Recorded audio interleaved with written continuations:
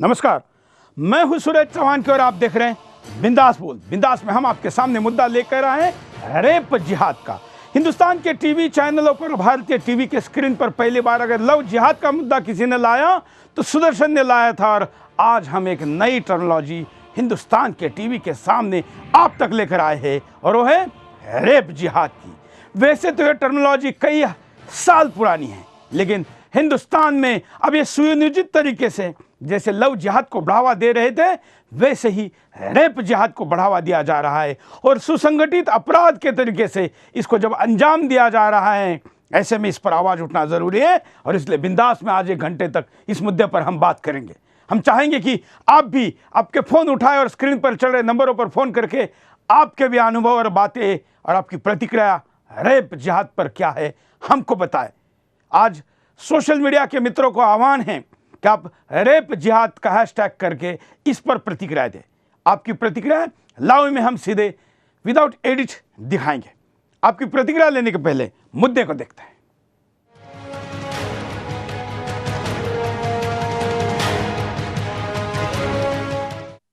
Love जिहाद अब थोड़ा पुराना हो गया है। ऐसे में कट्टरपंथियों ने एक नया हथियार इजाद किया है, रेप जिहाद, यानी हिंदू महिलाओं और लड़कियों के साथ सामूहिक रेप। जी हाँ, अब हिंदू महिलाएं देश में हर जगह रेप जिहाद का शिकार हो रही हैं, चाहे वो बंगाल हो या असम, दिल्ली हो या हरियाणा, यूपी से लेकर केरला तक रेप जिहाद के मामले सामने आ रहे हैं। पिछले कुछ दिनों में तो ऐसा लग रहा है जैसे इनकी बाढ़ सी आ गई है। अभी दिल्ली में रेप जिहाद के 2 मामले सामने आए हैं। हरियाणा के पलवल में रेप जिहाद का ताजा मामला सामने आया है। मुजफ्फरनगर में 2 हिंदू महिलाओं के साथ गैंगरेप हुआ। इनमें से एक महिला ने आत्महत्या कर ली। वहीं बरेली में कुछ मुस्लिम लड़कों ने हिंदू छात्रा का सामूहिक रेप किया। रेप के बाद उसकी वीडियो सोशल मीडिया पर डाल दी। ऐसा ही ताजा मामला बंगाल में सामने आया है, जहां 16 वर्षीय लड़की को कुछ मुस्लिम युवा उठाकर ले गए। लड़की के साथ गैंगरेप करके उसकी हत्या कर दी। हत्या के बाद शव को खदान में फेंक दिया। इन सभी मामलों में मुस्लिम युवक ही अपराधी पाए गए। ऐसे में न तो सरकारें इस ओर ध्यान दे रही हैं और न ही नेता। हिंदू संगठन भी रेप जिहाद के नए मामलों से अनभिज्ञ हैं। ऐसे में सवाल उठ रहे हैं कि जिहाद के इस नए रूप से कैसे निपटा जाए, कैसे हिंदू महिलाओं और लड़कियों को इस नए खतरे के खिलाफ जागरूक किया जाए। ऐसे में कानून और समाज को सख्त होना होगा, क्योंकि नया खतरा कहीं न कहीं आईएसआईएस की विचारधारा से मिलता जुलता है। जो कट्टरपंथी रेप जिहाद को अंजाम दे रहे हैं वो कहीं न कहीं आईएस की कट्टरता से मेल खाते हैं। ऐसे में सवाल उठ रहे हैं कि आखिर इस कट्टरता को भारत में बढ़ावा कौन दे रहा है, कहां से इन लोगों का ब्रेन वॉश हो रहा है। कुछ लोगों का मानना है कि कई मदरसे ऐसे कट्टरपंथियों को तैयार कर रहे हैं। कुछ विदेशी सहायता प्राप्त मदरसों में युवाओं को रेप जिहाद के लिए उकसाया जा रहा है। ऐसे में सवाल खड़े हो रहे हैं कि क्या रेप जिहाद के जरिए आईएसआईएस की विचारधारा भारत में पैर जमा चुकी है? क्या भारत में आईएस के लड़ाकों ने अपने काम को अंजाम देना शुरू कर दिया है? क्या इस नए आक्रमण के खिलाफ हम लड़ने को तैयार हैं? वैसे अभी तैयारी के नाम पर हमारे पास कुछ भी नहीं है। कई लोगों को तो रेप जिहाद के बारे में पता तक नहीं है, क्योंकि कट्टरता के इस भयानक रूप को कोई पहचान नहीं पा रहा है। ऐसे में हमें जल्द से जल्द कट्टरता के इस नए रूप को पहचानना होगा, समाज को जागरूक करना होगा, नहीं तो देर हो जाएगी। ना हमारी संस्कृति बचेगी और ना ही संस्कृति को बचाने वाली माँ और बहनें।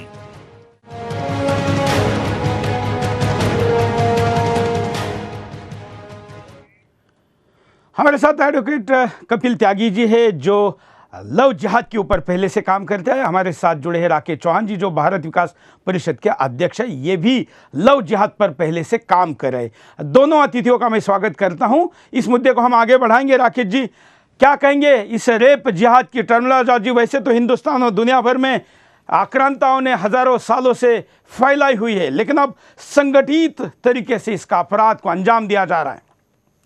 इसमें चौहान साहब आपके बहुत बहुत आभार व्यक्त करते हैं कि पूरी भारत की जनता समय समय पे आप इस चीज़ के ऐसे विषय को लेके आप बीच में आते हैं और हमेशा बीच में रहते हैं। तो सुदर्शन टीवी का आभार व्यक्त करते हुए सबसे पहले और भारत की जनता को नमस्कार करते हुए, जो विषय आज आपने रखा है इतना सुंदर है, उसके ऊपर जितनी चर्चा की जाए वो बहुत कम है। अभी हम भारत की संस्कृति को लेकर भारत विकास परिषद के माध्यम से चलते हैं और इस देश की संस्कृति की, भारत माता की रक्षा करते हुए सारी चीज़ें आगे लोग बढ़े। मगर पिछले कुछ वर्षों से जो आपने कहा है बिल्कुल सत्य है कि इसकी संस्कृति को अटैक करते हुए इसको नष्ट करने के लिए समय समय पर काम किया गया। मगर जो टेक्नोलॉजी चेंज हुई है, आज सोशल मीडिया हमारे बीच में आती है और बहुत सारी चीज़ें हमारे बीच में आई हैं, तो इसके मद्देनज़र आज भारत में, भारत माता के अंदर जो हम लोग रहते हैं उसके अंदर जो बहन बेटी हैं उसकी जो स्थिति अब है वो बहुत ज़्यादा अच्छी नहीं है।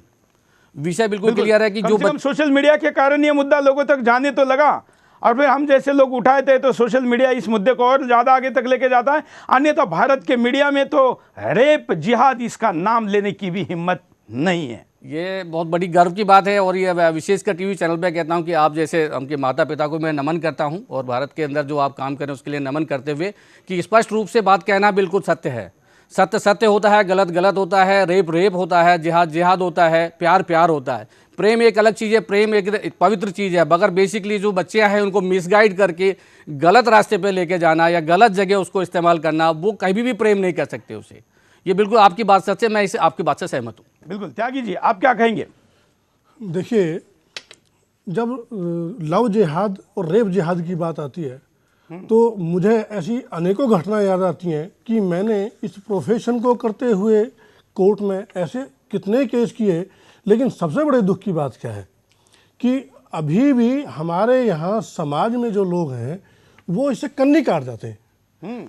सच को सच कहने से कतराते हैं, सच को सुनने से भी कतराते हैं। बिल्कुल। मेरे परिवार हो या किसी का परिवार हो, मेरा हिसाब से पूरे देश के परिवार के लोग मेरे अपने परिवार के लोग हैं। अगर किसी के साथ ये घटना होती है और ये बर्बरता होती है तो मैं समझता हूँ मेरे साथ होती है। लेकिन जब भी हम ये बात करते हैं तो जो पीड़ित लड़की होती है उल्टा कई बार तो उसी को दोषी ठहराने लगते हैं। सबसे पहले तो हमको उस विक्टिम को, उस लड़की को जिसके साथ ये घटना होती है, हमको उसको हतोत्साहित न करे, प्रोत्साहित करना चाहिए, उसको उसका मनोबल बढ़ाना चाहिए, उसको आवाज बुलंद करने के लिए कहना चाहिए। जब हमारे साथ जुड़े उनके पास भी चलते, फिर हम आपके पास आएंगे, कॉलर के पास चलते हैं। जय हिंद, बोलिए क्या कहना है आपको? हेलो, बोलिए। हाँ जी, हाँ सुरेश जी नमस्कार। बोलिए। हाँ जय हिंद।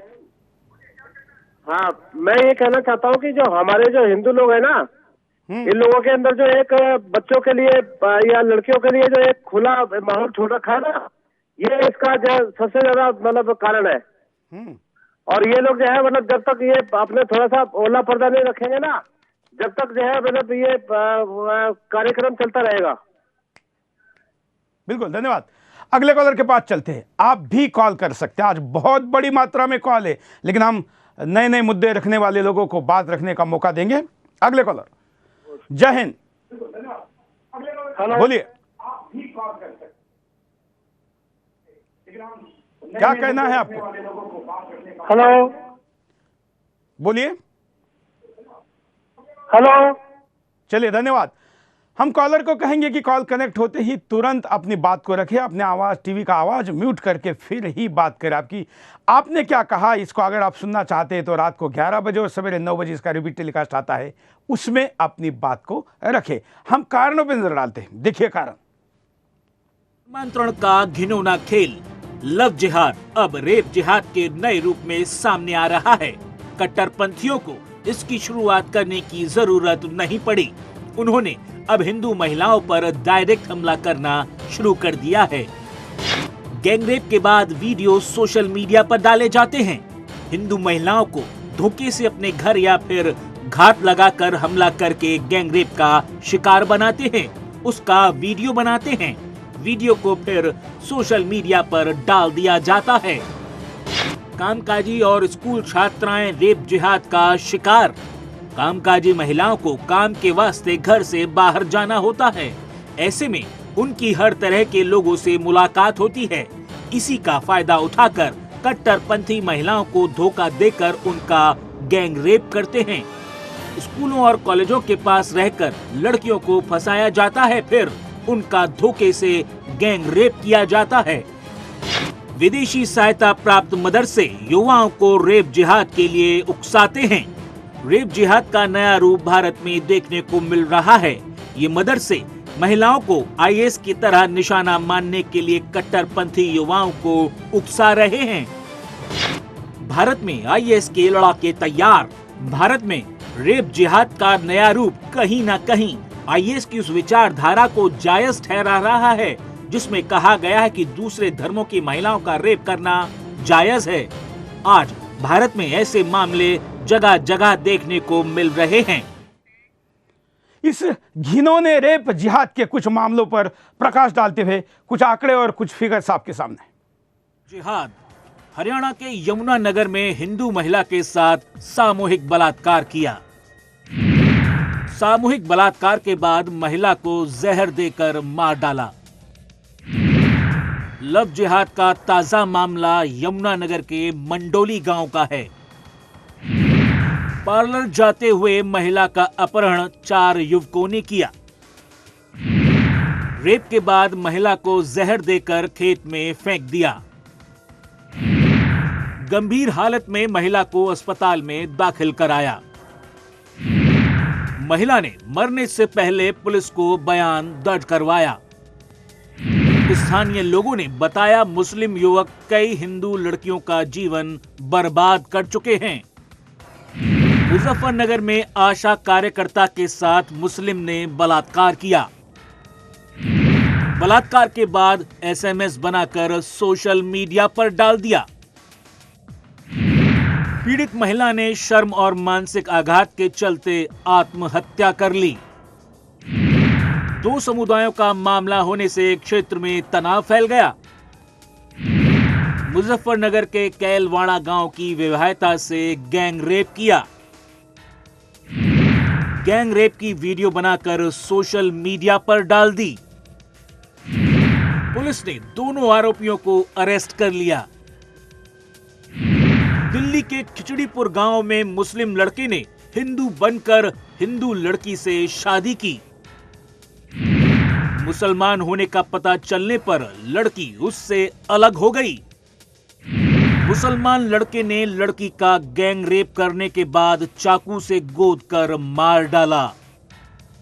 इस्लाम में गैर मुस्लिम औरत के बलात्कार को कुछ मौलवी जायज मानते हैं। बंगाल में कई मामले सामने आए हैं जहां हिंदू महिलाओं का सामूहिक रेप किया गया।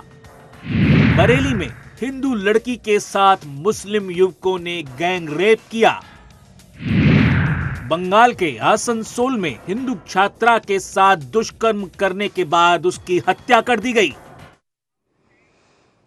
कॉलर के पास चलते हैं। जय हिंद। नमस्कार। बोलिए। हेलो। क्या कहना है आपको? देखिए राजेश जी, ऐसा है कि अभी जहांगीरपुरी में मैं लव जिहाद का ही काम देख रहा हूँ दिल्ली में। हाँ। तो दिल्ली के अंदर जहांगीरपुरी क्षेत्र में वहां पर एक लड़की जो मुस्लिम हिंदू थी उसको मुसलमानों ने प्यार किया। प्यार करने के बाद उसको भगा कर ले गए। भगाने के बाद उसके बाद रेप किया। रेप करने के बाद उसको छोड़ दिया। शादी का बहाना 3 महीने अपने बाद लगातार उनके साथ रेप करते रहे। हमने इसकी एसएचओ एसीपी के साथ मीटिंगें लगातार हमारे लोगों ने की वहां पर जाकर, लेकिन उसका कोई परिणाम नहीं निकला। हम ही ने इस मुद्दे को उठाया था।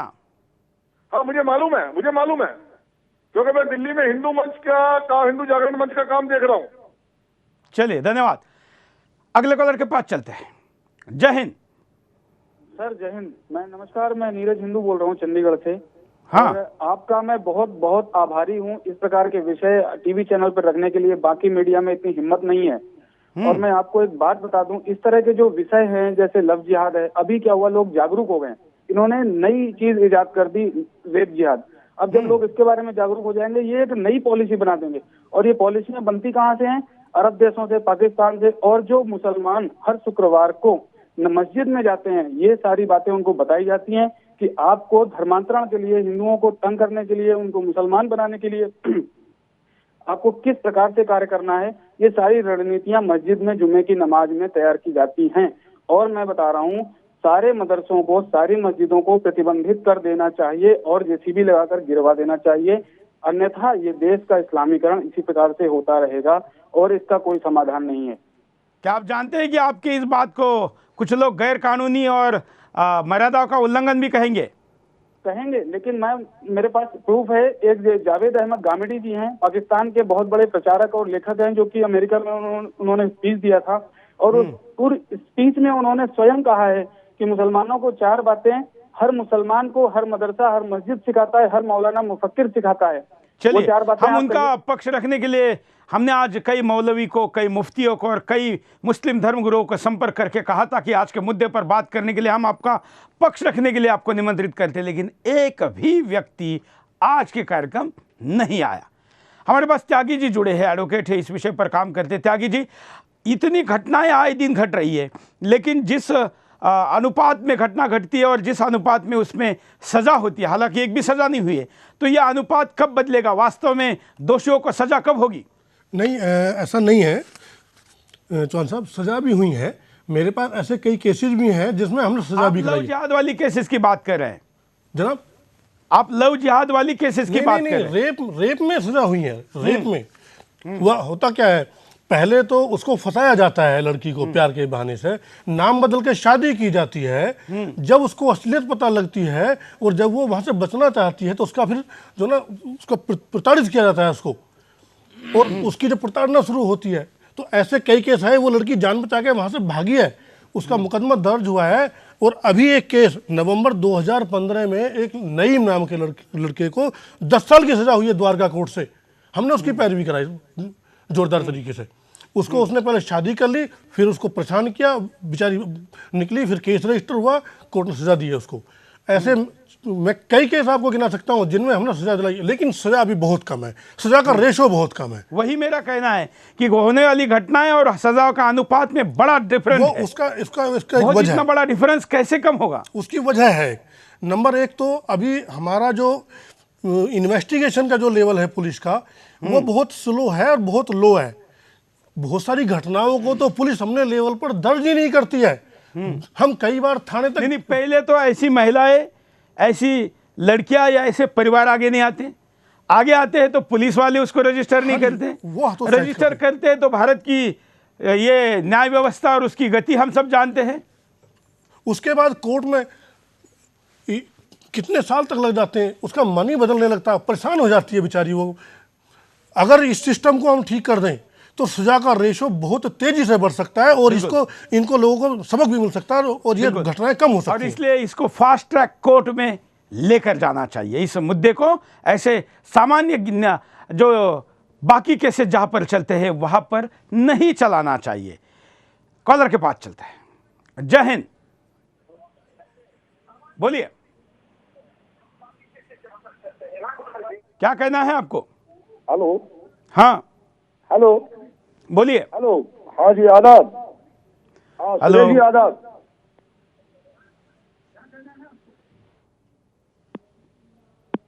चलिए, धन्यवाद। कॉलर को हम कहेंगे कि अपनी बात को लगातार शब्दों में रखे तो आपका कॉल आसानी से और ठीक से कनेक्ट हो पाएगा। अगले कॉलर। जय हिंद। तबके की लड़कियां अपना नाम हिंदू नाम रख के, ये एक नया एंगल है। तबके की लड़कियां अपना नाम हिंदू नाम रख के और हिंदू लड़कियों को अपना मित्र बनाती हैं, हिंदू लड़कियों को अपना दोस्त बनाती हैं और उसके बाद उनकी आगे जान पहचान उस तबके के लोगों से, उस तबके के लड़कों से करवाती हैं, जो कि बहुत ही ज्यादा खतरनाक है। तो हमारी बहन बेटियों को इस एक नई साजिश से भी बच के रहना होगा। कहाँ से बोल रहे हैं आप? जी, कहाँ से बोल रहे हैं? मैं संदीप कालिया बोल रहा हूँ, दिल्ली से।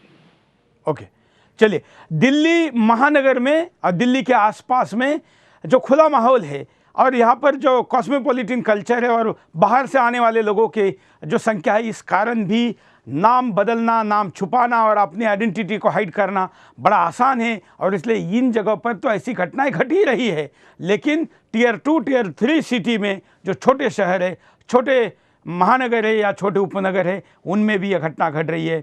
चौहान जी, आपके आसपास जब ऐसी घटनाएं घटती है तो आप लोग क्या करते हैं?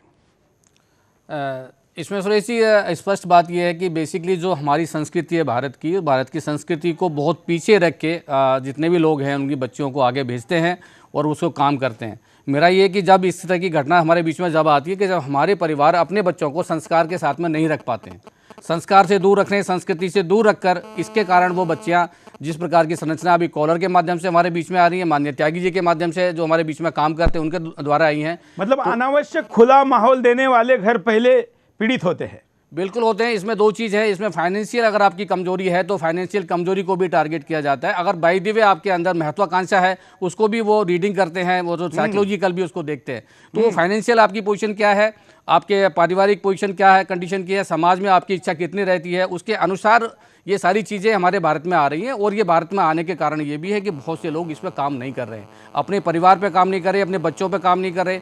अगर हम पूरे दिन काम करते हैं तो 10 मिनट या 20 मिनट भोजन के साथ अपने बेटी और अपने बेटे के साथ बैठें, क्योंकि भारत ये है, भारत माता ये है, इसके संस्कार हैं, इसके साथ रहने से हम सदा सुखी रहे हैं। क्योंकि आज भी हम पूरे संसार के अंदर अगर भारत की स्थिति आज है तो ये संस्कृति सनातन धर्म के कारण है, जो कि पूरे देश को आज पूरे इंटरनेशनल लेवल पे आपके द्वारा भी है और सारे संसार जानता है कि आज हम भारत किस पोजीशन में हैं। मगर हम नज़दीक आना चाहेंगे तो संस्कृति के साथ, संस्कार के साथ में आचार विचार अपनी बेटी के अंदर, अपनी बहन के अंदर, उनको हमें जानकारी समय से देना हमारा परम धर्म कर्तव्य है। अगर हम इसको दे पाएंगे तो हमारी बेटी हमारे पास रह गई। अगर बेटी ने शिक्षा प्राप्त करके MBBS MD बन गई या इंजीनियर बन के MS बन गई या अमेरिका या जापान या चाइना चली गई या जर्मन चली गई, अगर वो हमारे पास में घर में छोड़ के चली गई तो हमारी तो बेटी नहीं है।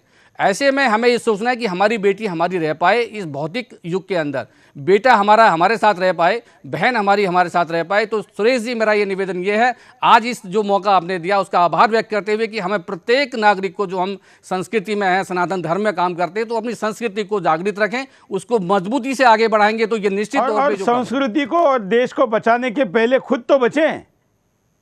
मतलब नहीं, कम से कम दूसरों के लिए काम कर सकते तो अपने लिए तो करें। तो इसमें तो आपका फायदा, ये तो लोगों ने समझना चाहिए। तो लोग, मेरी सभी जितने भी भाइयों से अपील है कि अपने परिवार को लेकर प्रत्येक दिन बैठ के जिस प्रकार के पास चलते हैं। जय हिंद, बोलिए। हेलो, जय हिंद सर। बोलिए, जय हिंद। क्या कहना है आपको? मुझे सर कहना है इसी की, जो मुसलमान है ना। हाँ सर। हाँ सर। हेलो सर, बोलते रहिए। चलिए, यहां पर एक छोटा सा ब्रेक लेते हैं, ब्रेक के बाद दोबारा आते हैं बिंदास बोलचाल।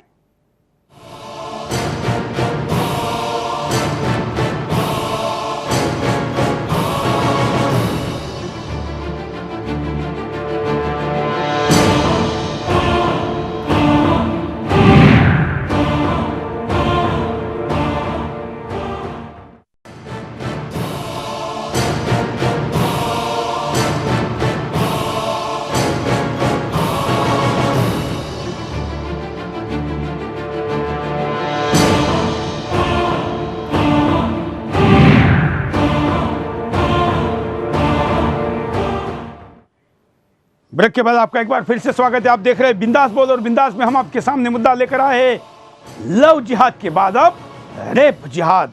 और रेप जिहाद की लगातार घट रही घटनाओं को अब हिंदुस्तान को जगाने के लिए आज के बिंदास में हम आपके सामने ये मुद्दा लेकर आए। सोशल मीडिया में हैशटैग लगा है रेप जिहाद। कई लोग हमारे साथ जुड़े हैं। अब बंगाल से हमारे साथ दत्ता जी जुड़े हैं, जो इस विषय पर पहले से काम करें, वो भी इस विषय पर कुछ प्रकाश डालेंगे। दत्ता जी, क्या क्या बताना चाहेंगे कि बंगाल में कैसे रेप जिहाद हो रहा है? बोलिए।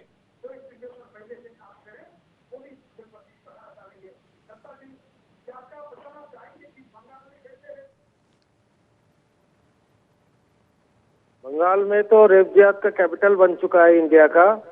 यहाँ आए दिन ऐसा घटना घटती रहती है। जैसा कि अभी 6 मैं उदाहरण दे सकता हूँ। कमदुनी, जिसका आप बोलते रहिए लगातार। साउथ नॉर्थ 24 परगना डिस्ट्रिक्ट है, कलकत्ता से 20 किलोमीटर के अंदर। वहाँ ये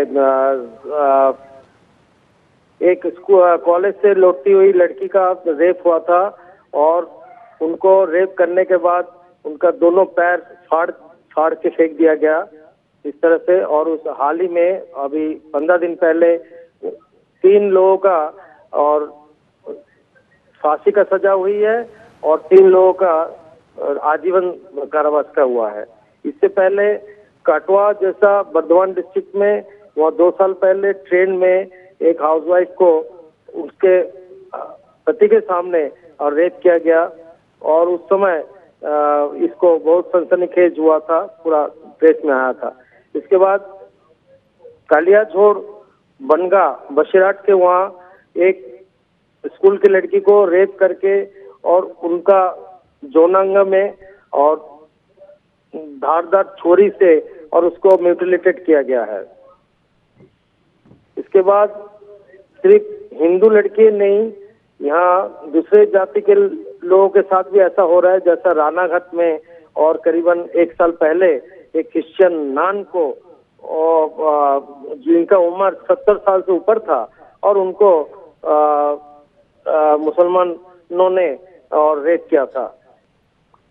उसके बाद पार्क स्ट्रीट कलकत्ता में ही एकदम हार्ट ऑफ कलकत्ता उसमें और वहाँ नाइट क्लब में एक महिला जिनकी 2 बेटियां थी उनको भी और गाड़ी में बैठा के अगवा करके और उनको रेप किया गया है और उसके बाद अभी भी वो कोई भी पकड़ा नहीं गया है क्योंकि वो लोग जो मुसलमान थे वो काफी पावरफुल घर से बिलोंग करते हैं, इसीलिए अभी भी उनको कोई सजा नहीं हुआ। हम ऐसा मानते हैं कि हिंदुस्तान में अगर सबसे ज्यादा कहीं पर अब रेप जिहाद हो रहा है तो बंगाल में हो रहा है, आपका क्या मानना है?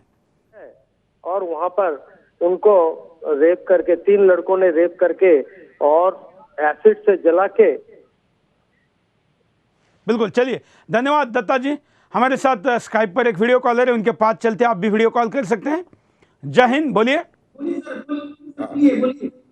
जय हिंद, बोलिए। जय हिंद। आप प्रकाश से बतियाते हैं? हाँ। और ये जो घटना होते भारत के अंदर पे ये 800 बरिस से होते हैं। अब थक गया है ये सब चीज सुनत। अब क्यों नहीं एक दफे खून को होली होवे दे,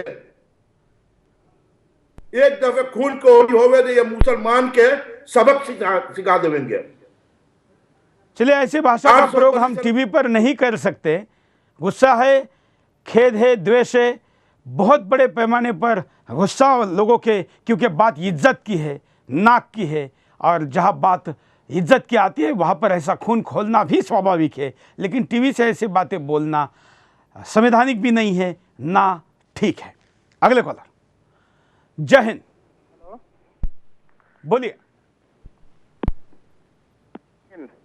क्या कहना है आपको?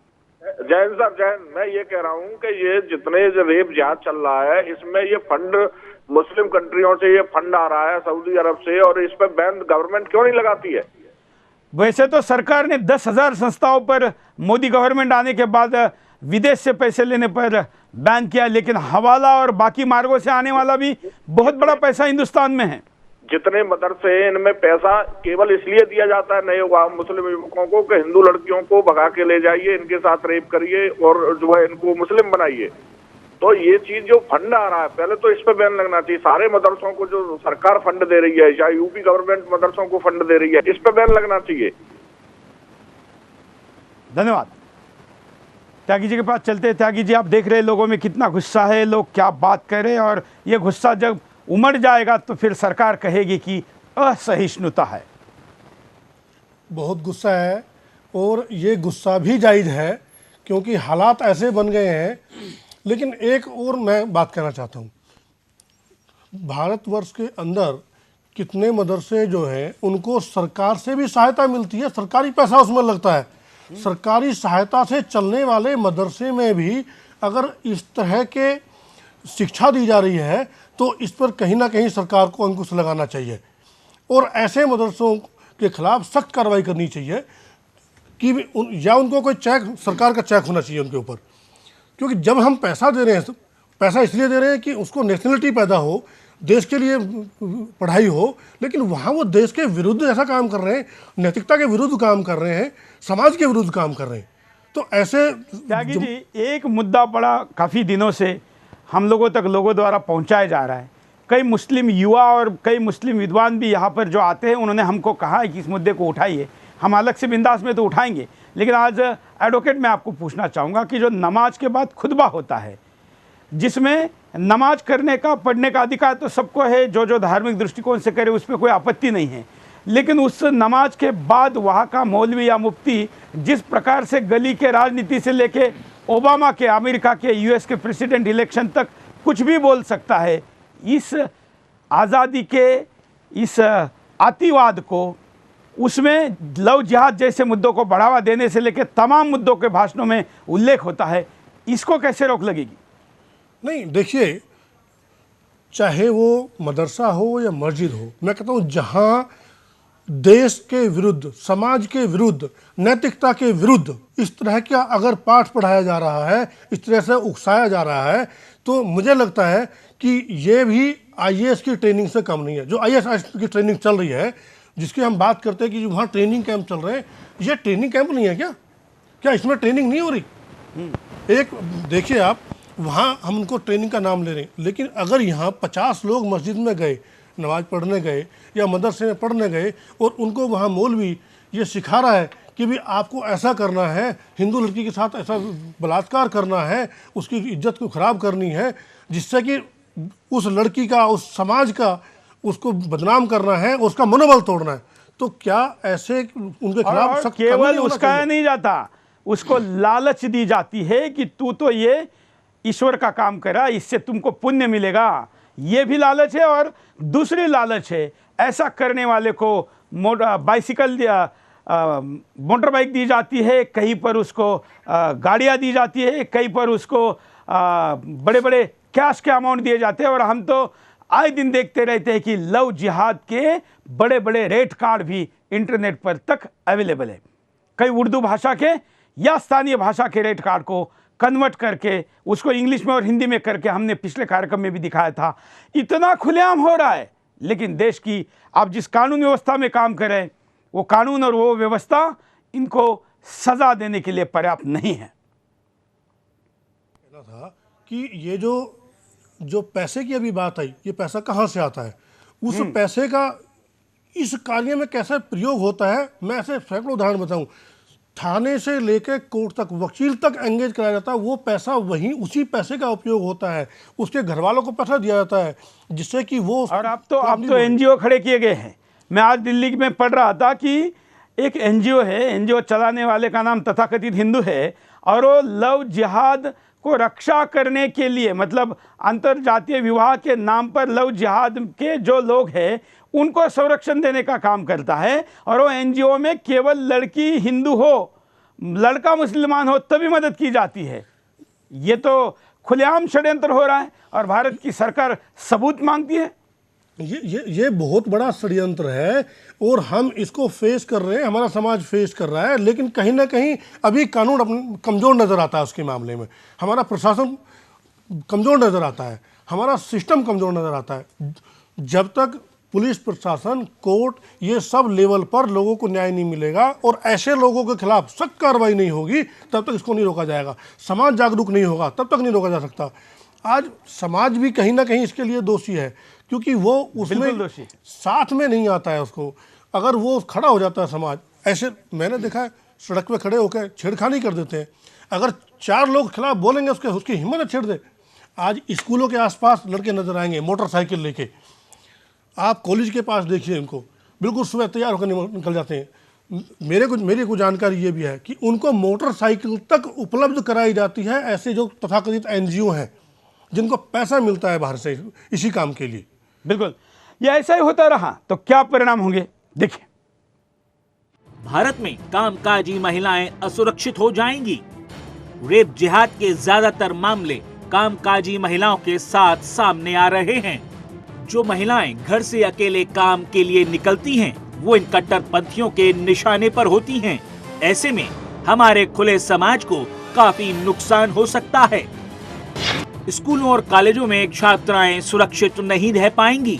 इन कट्टरपंथियों के अगले निशाने पर होती हैं स्कूल और कॉलेज की छात्राएं। स्कूल और कॉलेज के पास ये कट्टरपंथी मंडराते रहते हैं।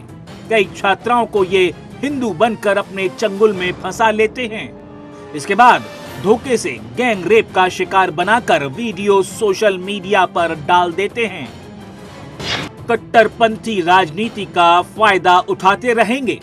पहले लव जिहाद पर राजनीति होती रही है। लव जिहाद को खुलेआम अंजाम देने वालों पर कोई कार्रवाई नहीं हुई।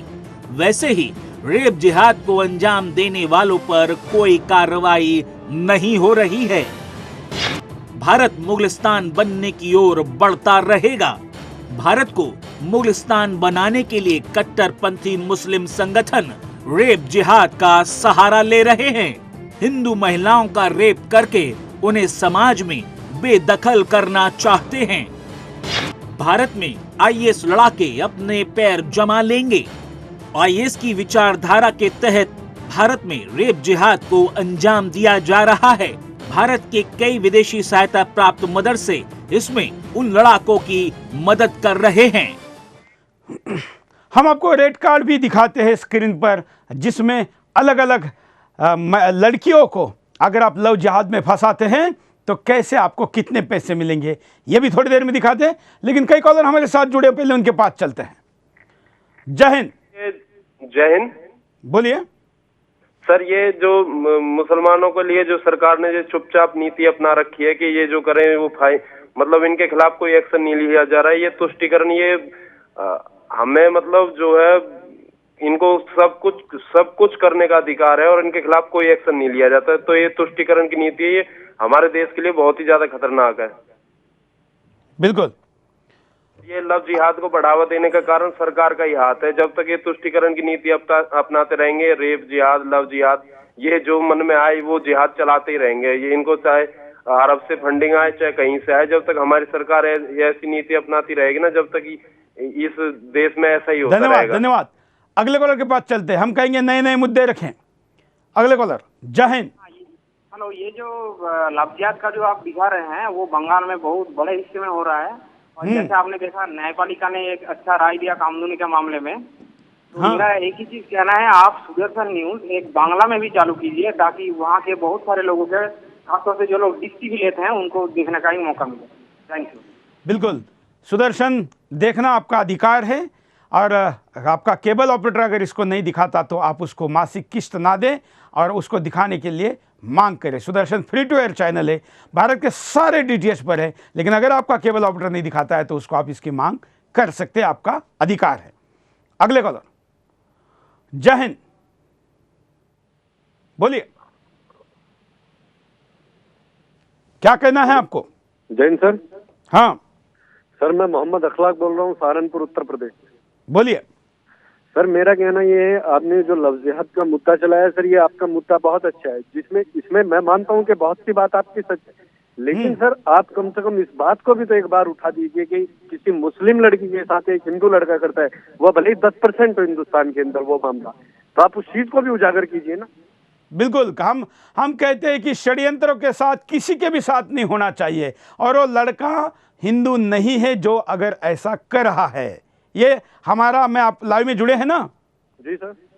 ये मैं आपके कॉल के साथ दोबारा कह रहा हूं, क्योंकि आपने शायद पहले मैंने जो बोला वो सुना ना हो, कि अगर ऐसा कोई हिंदू लड़का कह रहा है जो षड्यंत्र के साथ, और हिंदू नहीं कोई भी किसी के साथ कह रहा है, तो ये गलत है। नहीं, मैं बिल्कुल, लेकिन जो आपके अतिथि बैठे हैं, जो आपके मेहमान बैठे हैं, आप उन्हें बात समझाइए, एक तरफा ऐसी बात ना कीजिए। लेकिन आपने अपनी बात में ये कहा है कि 10% ऐसा होता है, लेकिन बात तो 90% के पहली होगी ना। एक तरफा बातें नहीं अच्छी लगती सर, बिल्कुल। अखलाक जी, बातें नहीं अच्छी लगती सर। अखलाक जी, पहले 90% की बात होगी ना, कि पहले आप 10% की बात चाहते हैं? 90% की बात होती है। बिल्कुल, धन्यवाद। यही हम कहते हैं कि पहले 90% की बात होगी, जो बड़े पैमाने पर हो रहा है। कुछ हद तक अगर कहीं कोई बदला लेने के लिए, तो कोई ऐसा नहीं कर सकता, क्योंकि ऐसा करके उस लड़की को थोड़ी वो अपने साथ जीवन भर रख सकता है, और किसी का भी जीवन बर्बाद करना ये हिंदू धर्म में नहीं सिखाया जाता, और इसलिए गलत है, इसको हम मानते हैं। लेकिन जो षड्यंत्र पूर्वक योजनाबद्ध तरीके से गलत किया जा रहा है वो अपराध है, और उसको सजा मिलनी चाहिए। रेड कार्ड अब जो कई कॉलर कह रहे थे कि और सोशल मीडिया पर भी लोग लिख रहे थे कि जरा रेट कार्ड दिखाइए, तो ये लेटेस्ट रेट कार्ड है जो सामना में पिछले दिनों छपा है। ये हम नहीं केवल दिखा रहे, हम तो अपने साइट पर अलग अलग शहरों में क्या रेट चल रहा है ये भी दिखाते हैं। sudarshannews.com पर आपको देखने को मिलेगा। लेकिन जो इस वक्त आप सुदर्शन के स्क्रीन पर देख रहे हैं ये है जहां पर सिख जो कि मुगलों के अत्याचारों से हिंदुओं को बचाने के लिए जिस पंथ की स्थापना की गई थी, घर के अंदर के सबसे बड़े बच्चे को सरदार बनाकर सिख बनाया जाता था। मुस्लिमों के आतताई मुसलमानी के खिलाफ लड़ने के लिए बने इस सिख संप्रदाय की लड़की को आज भी मुसलमान बनाने पर सबसे ज़्यादा पैसा मिलता है। हिंदू लड़की को 5, उसके बाद ईसाई लड़की को 4, हिंदू में ही जो और एक पंथ है जैन उसमें 3। हालांकि ये आंकड़ा अब कई शहरों में बदला है। महाराष्ट्र का संभाजी नगर जिसको औरंगाबाद भी कहते हैं, वहाँ पर यही रेट कार्ड जैन लड़की के लिए 10 लाख रुपए का है, क्योंकि जैन कम्युनिटी जो कि व्यवसायी ज़्यादा मोटे पैमाने पर होती है, अपने लड़की को बचाने के लिए वो इससे ज़्यादा पैसे देने के लिए भी कई बार तैयार होते हैं। खुद सुदर्शन में 10 से ज़्यादा ऐसे परिवार आ चुके हैं जिसको हमने मदद की थी। त्यागी जी, इस रेट कार्ड पे क्या कहेंगे? मैं सबसे पहले तो आपको इस बात के लिए आपका धन्यवाद करता हूं कि आपने आज कम से कम देश के उन दर्शकों को दिखा दिया है कि उनको ये पता लगना चाहिए कि देश में हो क्या रहा है। इस तरह के रेट कार्ड चलना और केवल धर्मांतरण के लिए, लव जिहाद के लिए, रेप जिहाद के लिए, ये इससे ज़्यादा दुर्भाग्यपूर्ण नहीं हो सकता। जहाँ हम बात करते हैं कोई एक छोटी सी घटना होती है कि देश में एसेसिनेट होगी, और इतना बड़ा जो ऑर्गेनाइज क्राइम चल रहा है, ये क्राइम है, मैं इसको क्राइम वर्ड यूज कर रहा हूँ क्योंकि ये बहुत बड़ा अपराध है कि पैसे का उपयोग करके उन लड़कों को तैयार करना, उन लड़कों के द्वारा इस तरह से लड़कियों को फंसाना, फिर उनके साथ शादी के नाम का ड्रामा करना और उसके बाद उसके साथ बलात्कार करना, और उसको फिर यहाँ अब जब वो विरोध जिसको पता लगता है कि सच्चाई क्या है तो उसको मर्डर कर देना, उसकी हत्या कर देना। मामला यहाँ तक पहुँच गया है। और इस मुद्दे पर सामाजिक संगठन तो बोलने के लिए तैयार है ही नहीं। ये बोलना धर्मवादी है, ये बोलना अतिवादी है, इसके खिलाफ जो भी बोलेगा उसको धर्मांध कहा जाएगा। लेकिन इस न्याय की बात करने से सुदर्शन कभी पीछे नहीं हटेगा। चौहान जी और त्यागी जी हमारे साथ जुड़े हैं, कई कॉलर भी जुड़े, उनके पास भी चलते हैं, लेकिन उसके पहले जरा हम उपायों पर भी नजर डाल देते हैं कि आखिर उपाय क्या हो सकते हैं। कार्यक्रम के अंतिम छोर में जाते समय हम उपायों पर भी चर्चा करेंगे। कामकाजी महिलाओं को जागरूक रहना होगा। कामकाजी महिलाओं को ध्यान रखना होगा कि अगर कोई उन्हें काम के वास्ते अकेले में बुलाता है तो गड़बड़ हो सकती है। अगर अपने घर बुलाता है तो भी इसके बारे में अपने घर वालों को सूचित करें। स्कूलों और कॉलेज छात्राओं को भी सतर्क रहने की जरूरत है। स्कूलों और कॉलेजों के पास रेप जिहाद के गुर्गे ताक लगाए बैठे रहते हैं। ये लोग वहीं से लड़कियों को बहला फुसला कर अपने जाल में फंसाते हैं। रेप जिहाद के अपराधियों को फांसी की सजा हो। रेप जिहाद के अपराधियों को फांसी की सजा हो। रेप जिहाद के अपराधी अपनी दबंग और राजनीतिक छवि की वजह से बच निकलते हैं। कई राजनेता इन्हें वोट बैंक के लिए बचाते हैं। ऐसे में सभी सरकारों को चाहिए कि ऐसी नीति बने जिससे रेप जिहादी फांसी से नहीं बच पाएं। हिंदू संगठन आगे आकर हिंदू समाज को जगाएं। कुछ हिंदू संगठनों को रेप जिहाद के बारे में पता तक नहीं है। ऐसे में जरूरी है कि ये संगठन आगे आकर देश के सामने खड़े खतरे को भांपकर लोगों को जागरूक करें। कॉलर के पास चलते हैं। जय हिंद, बोलिए। हाँ सर, मैं ये कहना चाहूँ, मेरा नाम शिवलाल शर्मा है सर, और मैं पूछना चाहता हूँ। हेलो, बोलिए। हाँ, मैं ये कहना चाहता हूँ, मेरा नाम शिवलाल शर्मा है सर, और मैं ये कहना चाहता हूँ कि देखिए, ताली जो है दोनों हाथों से बजती है, वो एक तरफा हम किसी को नहीं कह सकते। इसमें हमारी पढ़ी लिखी है जो लड़की है, इसका भी दोष है।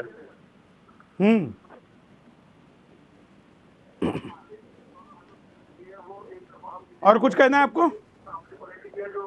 चलिए, धन्यवाद। त्यागी जी जो बात ये कह रहे हैं ये अर्ध सत्य है, क्योंकि जो पढ़ी लिखी और अपने आप को फॉरवर्ड मानने वाली हो तो प्यार में पढ़ना चाहती है, तो षड्यंत्र की खुद हो की शिकार क्यों होना चाहेगी? देखिए, षड्यंत्र कहाँ से शुरू होता है?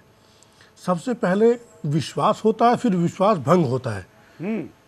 तो उसको प्यार का नाटक करके उसको फंसाया जाता है। उसको पता नहीं होता उस वक्त कि तेरे साथ क्या संगठन, कौन संगठन इसके पीछे है और क्या षड्यंत्र हो रहा है।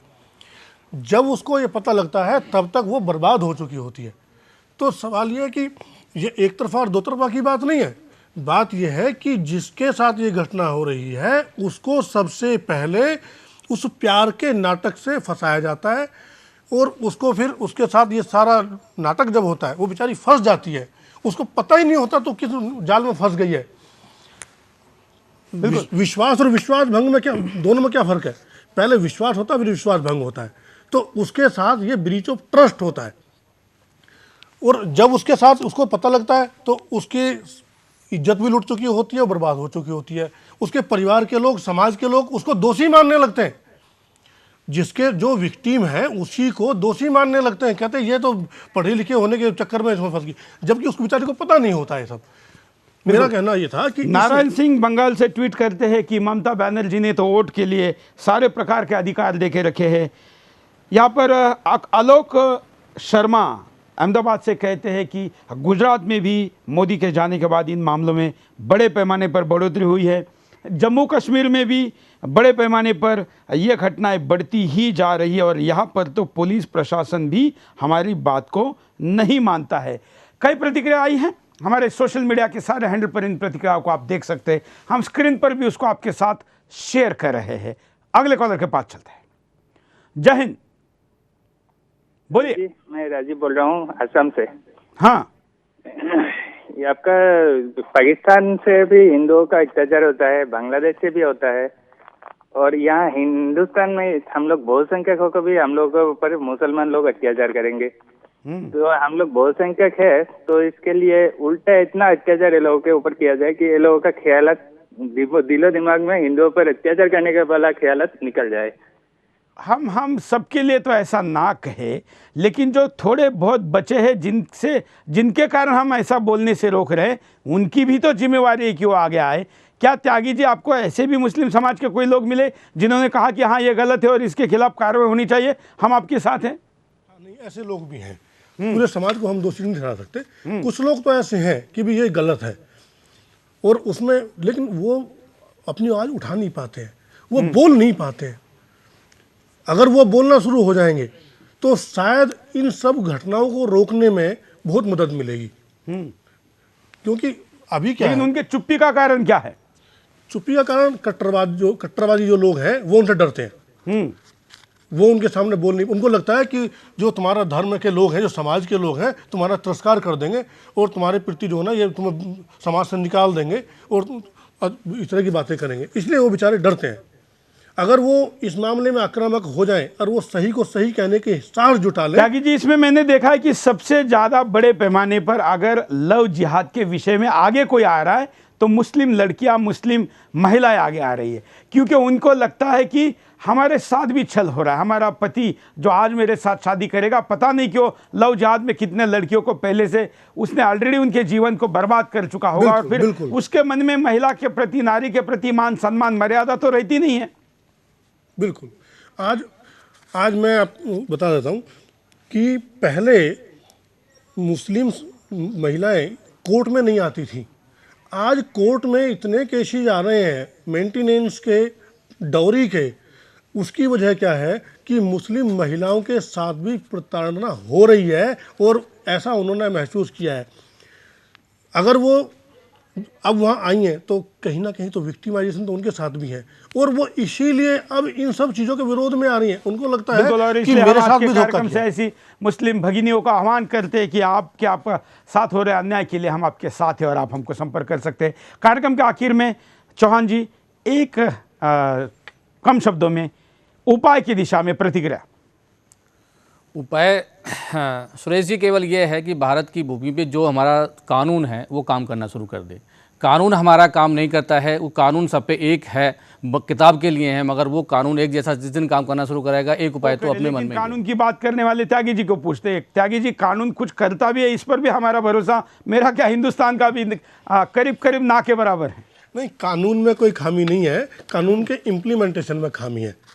कानून में तो कम, अभी मैंने आपको पहले थोड़ा चर्चा की थी कि जो पुलिस के स्तर पर रजिस्ट्रेशन के वक्त, इन्वेस्टिगेशन के वक्त अगर वो ईमानदारी से उस काम को करें तो बहुत बड़ी मदद मिल सकती है। बिल्कुल, ह्यूमन एरर या ईमानदारी और इब्बट जब आ जाता है तो उसके उपाय पर असर होता ही है। मैं आप दोनों का आभारी हूँ इस मुद्दे को उठाया।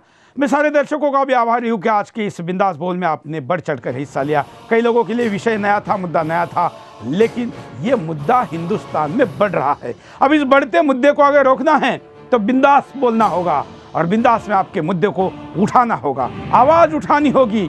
और ये लड़ाई अपने मुंह से, अपने आवाज़ से और अपने हौसले से शुरू करिए।